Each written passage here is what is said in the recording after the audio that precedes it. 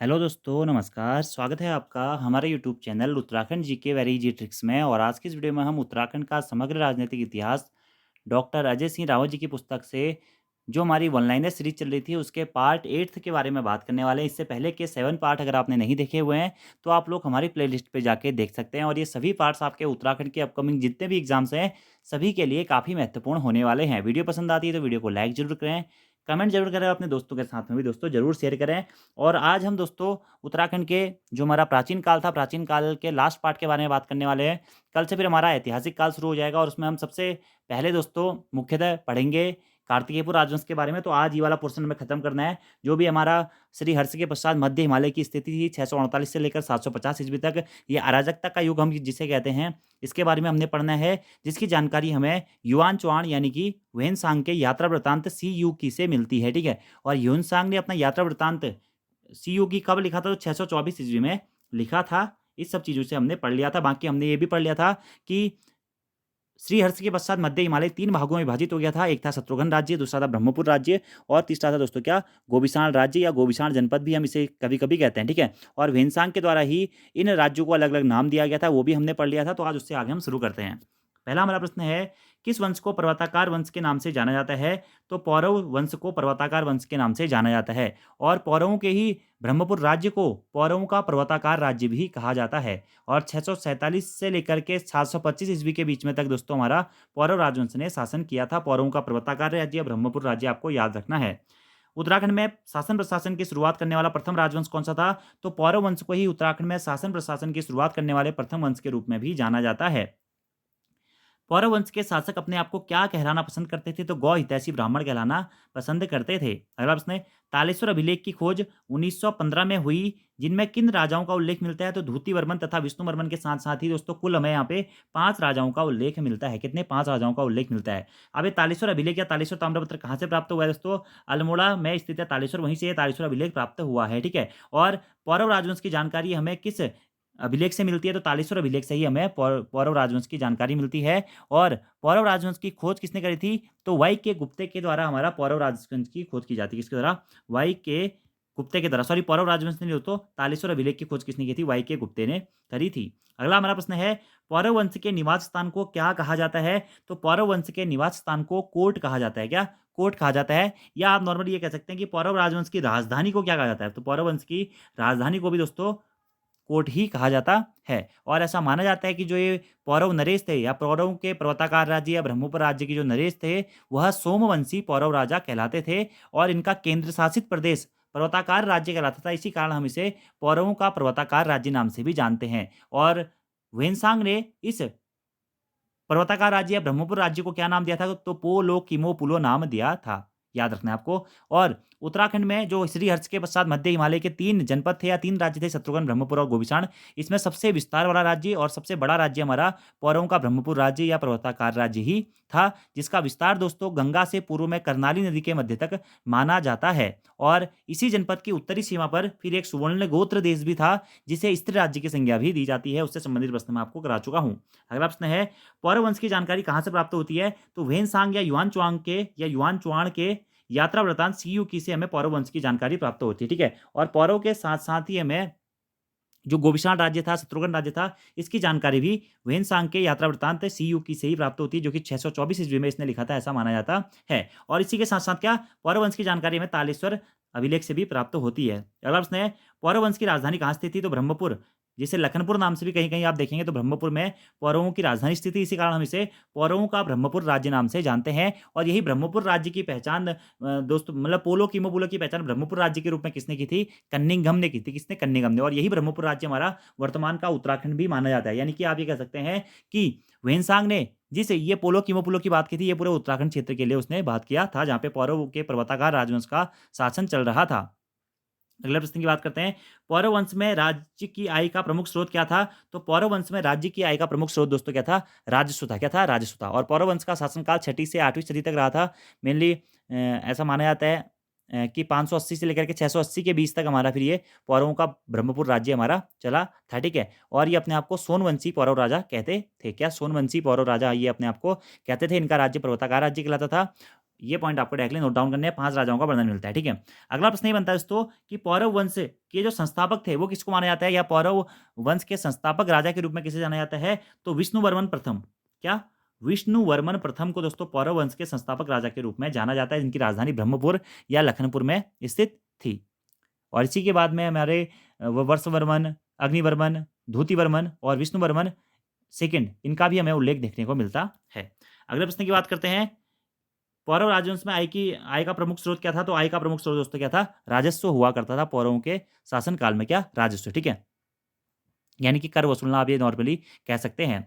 और पौरव राजवंश में राजतंत्रात्मक शासन व्यवस्था पाई जाती थी। अगला प्रश्न है, वेनसांग ने ब्रह्मपुर राज्य को क्या कहा था, तो वेनसांग ने ब्रह्मपुर राज्य को पोलो किमो पुलो कहा था, जो कि 3 राज्यों में सबसे बड़ा और सबसे अधिक विस्तार वाला राज्य, यानी कि सबसे बड़ा राज्य है तीनों राज्यों में, ठीक है। पर्वताकार राज्य था किसका, पौरवों का ब्रह्मपुर राज्य ही दोस्तों पर्वताकार राज्य कहलाता था। अगला प्रश्न है, कन्निंगम के अनुसार पौरव वंश का विस्तार कहां से कहां तक था, तो कन्निंगम के अनुसार पौरव वंश का जो विस्तार था वह अलकनंदा से करनाली नदी तक था। क्या? अलकनंदा से करनाली नदी तक।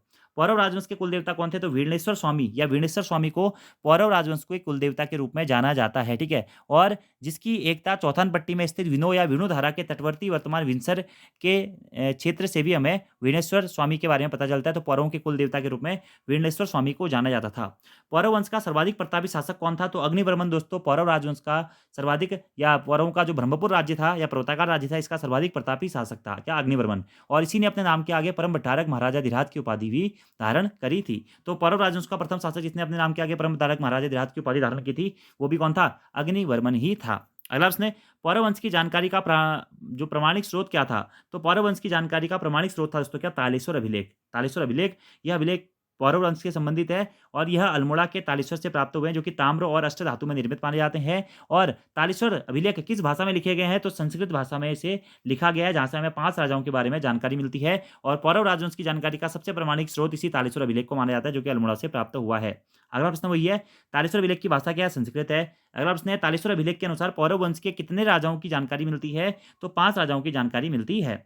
पौरव वंश का संस्थापक कौन था, तो विष्णुवर्मन प्रथम को पौरव राजवंश के संस्थापक के रूप में जाना जाता है। वहीं सर्वाधिक शक्तिशाली शासक कौन था? अग्निवर्मन था। उत्तराखंड में शासन प्रशासन की शुरुआत करने वाला प्रथम राजवंश तो पौरव राजवंश था। और उत्तराखंड में राजतंत्रात्मक शासन व्यवस्था की शुरुआत करने वाला प्रथम राजवंश कौन सा था? वह भी दोस्तों पौरवों का राजवंश था, जिसे ब्रह्मपुर राजवंश या पर्वताकार राजवंश भी हम लोग कह सकते हैं। अगले प्रश्न की बात करते हैं कि पौरव वंश अपने आप को क्या कहलाना पसंद करते थे, तो अपने आप को गौ हितैषी ब्राह्मण कहलाना पसंद करते थे। पौरव वंश में शासन का सर्वोच्च अधिकारी कौन होता था, तो पौरव राजवंश में दोस्तों शासक का जो सर्वोच्च अधिकारी होता था वह राजा कहलाता था। तो शासन का सर्वोच्च अधिकारी कौन कहता था? राजा कहलाता था। और इनके आय का प्रमुख स्रोत क्या था? राजस्व या कर था। राजधानी क्या थी? राजधानी को इनके टाइम पीरियड पे दोस्तों कोट कहते थे। क्या कहते थे? कोर्ट कहते थे। अगला प्रश्न है, पौरव राजा जिस स्थान पर रहता था उसे क्या कहते थे? कोर्ट कहते थे या राजधानी को। कोर्ट की सुरक्षा कौन करता था, यानी कि राजधानी की सुरक्षा कौन करता था? तो कोटाधिकरण। हमारा पौरव राजवंश में कोर्ट की सुरक्षा करता था कौन? कोटाधिकरण।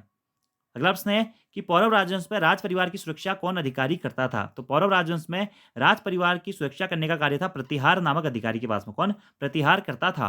अगला प्रश्न बात करते हैं, पौरव वंश में राजा के भोजनालय की व्यवस्था कौन देखता था, तो पौरव राजवंश में राजा के भोजनालय की व्यवस्था सुपकारपति देखता था। कौन? सुपकारपति। अगला प्रश्न है, पौरव वंश में बलाध्यक्ष अधिकारी कौन होता था, तो जो सेना प्रमुख था, पौरव राजवंश में जो सेना प्रमुख होता था वह बलाध्यक्ष कहलाता था। पौरव राजवंश में राजा तक सूचना पहुंचाने वाला अधिकारी क्या कहलाता था, तो पौरव राजवंश में जो राजा तक सूचना पहुंचाने वाला अधिकारी था वह कार्गिक कहलाता था। क्या? कार्गिक। पौरव राजवंश में शांति व्यवस्था हेतु किसकी नियुक्ति की जाती थी, तो दंडपाशिक या जिसे हम पुलिस भी कहते हैं वर्तमान में, तो दंडपाशिक की नियुक्ति की जाती थी पौरव राजवंश में शांति व्यवस्था हेतु। ठीक है। अगला प्रश्न है, पौरव राजवंश में कुल कितने प्रकार के कर लगाए जाते थे? पौरव राजवंश में दोस्तों कुल 3 प्रकार के कर लगाए जाते थे। कितने प्रकार के? 3 प्रकार के कर लगाए जाते थे। अब ये 3 प्रकार के कर थे कौन कौन से दोस्तों, ये बहुत महत्वपूर्ण प्रश्न बनता है। भूमि कर, जिसे भाग कहते थे। बाकी दूसरा होता था दोस्तों क्या, हमारा हिरण्य कर, जिसे हम नगद कर भी कहते थे, या जिसे कभी कभी हम व्यापार भी कहते थे, जो कि भोग कहलाता था हमारा। और अगला था हमारा क्या, बलि कर, जिसे हम धार्मिक कर भी कहते थे। अगला प्रश्न है, 3 प्रकार के कर लगाए जाते थे। 3 प्रकार के कर कौन कौन से थे दोस्तों, याद रखना है। भूमि कर था एक, ठीक है। दूसरा था नगद कर या व्यापार कर, जिसे हिरण्य कर भी कहते थे। और तीसरा था दोस्तों क्या, धार्मिक कर। ठीक है, धार्मिक कर। आगे बात करते हैं कि पौरव राजवंश में भूमि कर को किस नाम से जाना जाता था, तो पौरव राजवंश में भूमि कर को भाग नाम से जाना जाता था। ठीक है, भाग नाम से। पौरव राजवंश में नगद कर या व्यापार कर या फिर हिरण्य कर को किस नाम से जाना जाता था, तो भोग नाम से जाना जाता था।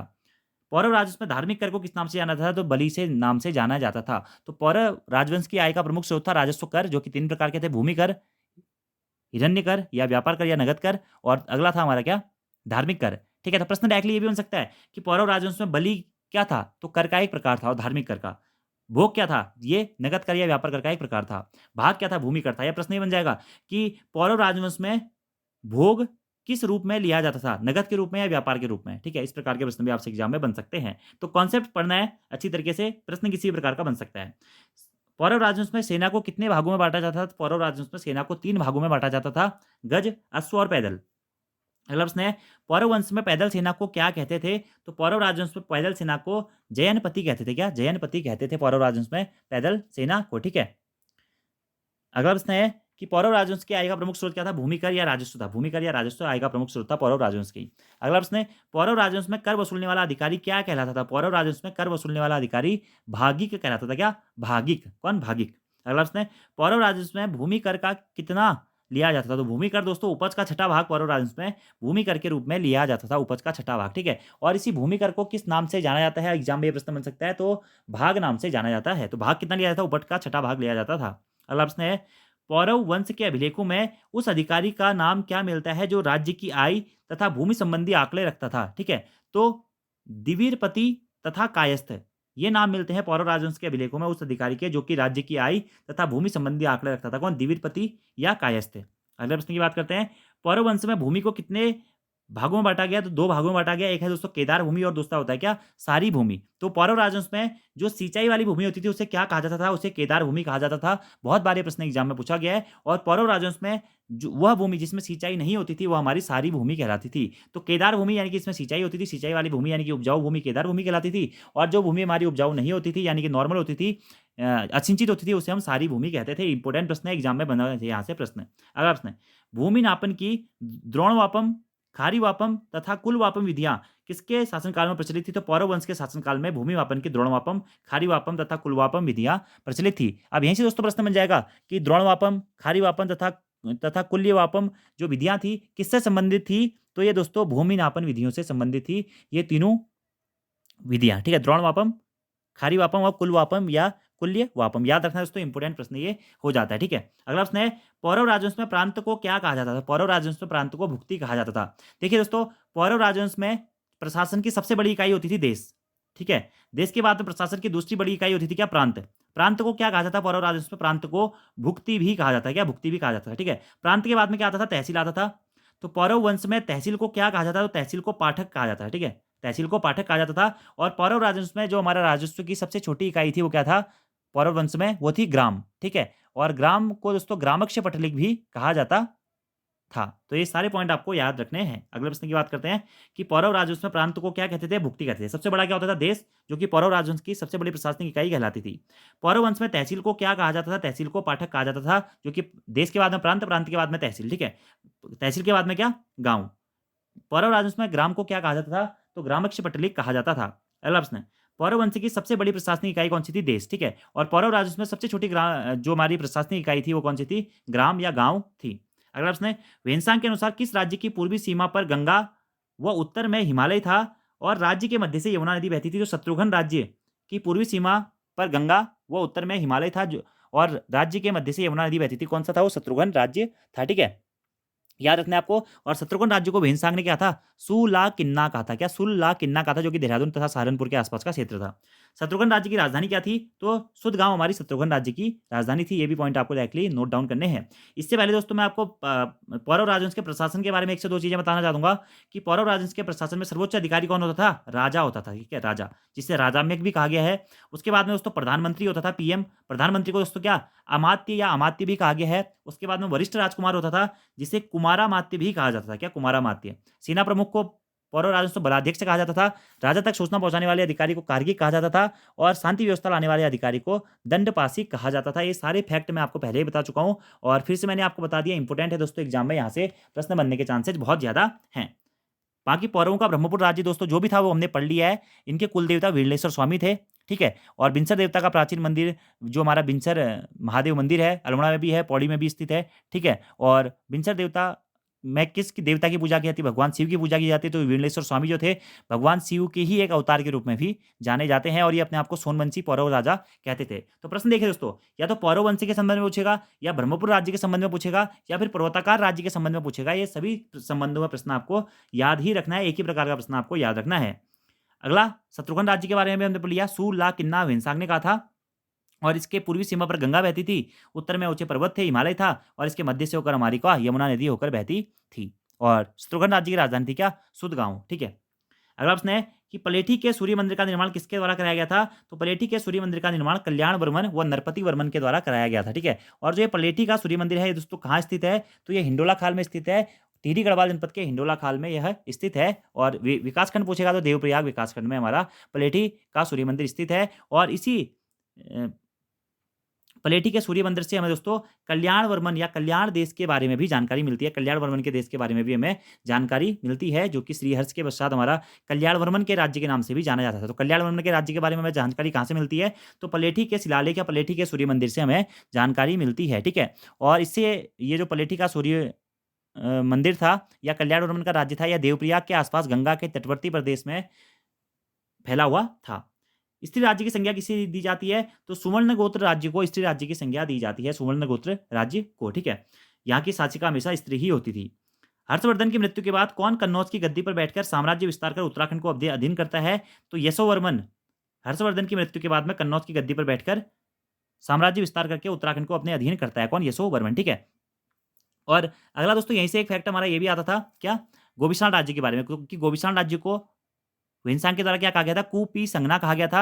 इसकी पहचान वर्तमान काशीपुर क्षेत्र से कन्निंगम के द्वारा की गई थी। ठीक है। और काशीपुर के आसपास में रामपुर और पीलीभीत वाला क्षेत्र भी उस टाइम पे हमारे गोविशाण राज्य के अंतर्गत आता था। ये पॉइंट भी आपको डायरेक्टली नोट डाउन करने हैं। अगले प्रश्न की बात करते हैं कि जब हर्षवर्धन की मृत्यु हो गई थी उसके बाद कन्नौज की गद्दी पर बैठकर साम्राज्य का विस्तार किसने किया था? यशोवर्मन ने किया था। ललिता दित्य मुक्तापीठ तथा यशोवर्मन के मध्य युद्ध कब हुआ था?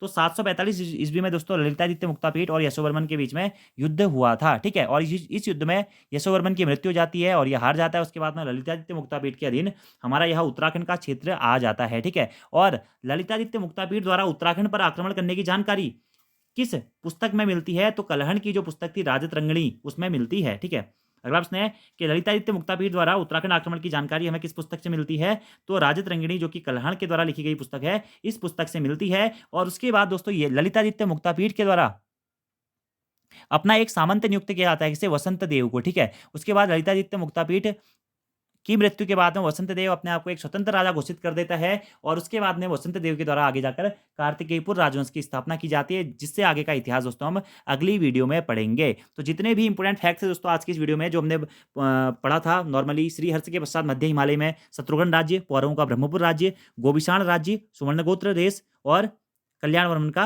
राज्य, ये सारी चीजें हमने पढ़ ली दोस्तों। और इसी सुवर्णगोत्र देश को स्त्री राज्य की संज्ञा भी दी जाती है। और सुवर्णगोत्र देश के लिए वेनसांग ने क्या शब्द प्रयोग किया था? सु फा ला ना कियू टालो। क्या? सु फा ला ना कियू टालो, ये शब्द सुवर्णगोत्र देश के लिए हमारा वेनसांग के द्वारा प्रयोग किया गया था। इससे स्त्री राज्य की संज्ञा दी जाती है। ठीक है। और कश्मीर के जो राजा थे ललितादित्य मुक्तापीठ द्वारा इस स्त्री राज्य को जीतने का हमें वर्णन देखने को मिलता है। तो ये हमारे जो बेसिकली फैक्ट थे दोस्तों ये हमने पढ़ लिए हैं। एग्जाम में अगर प्रश्न आपसे पूछा जाएगा तो यहीं से पूछा जाएगा। बाकी गोविशाण राज्य के बारे में अगर हम बात करें तो गोविशाण राज्य को वेनसांग ने क्या कहा था? ये कहा था कुपी संगना कहा था गोविशाण के रूप में पहचान, या काशीपुर, रामपुर, पीलीभीत की पहचान इसमें कन्निंगम ने की थी। ठीक है। और अगर आपसे प्रश्न पूछा जाता है कि गोविशाण राज्य का विस्तार कहां से कहां तक था, तो रामगंगा से लेकर शारदा नदी तक हमारा गोविशाण का विस्तार पाया जाता है। इसी कारण इसमें दोस्तों काशीपुर के साथ साथ ही रामपुर और पीलीभीत स्थान भी आते हैं, जो कि कन्याकुब्ज राज्य का तीसरे भाग के रूप में गोविशाण राज्य को जाना जाता था। बाकी जो कल्याण वर्मन का राज्य था उसके बारे में भी हमने पढ़ लिया। पलेठी के सूर्य मंदिर से हमें इसके बारे में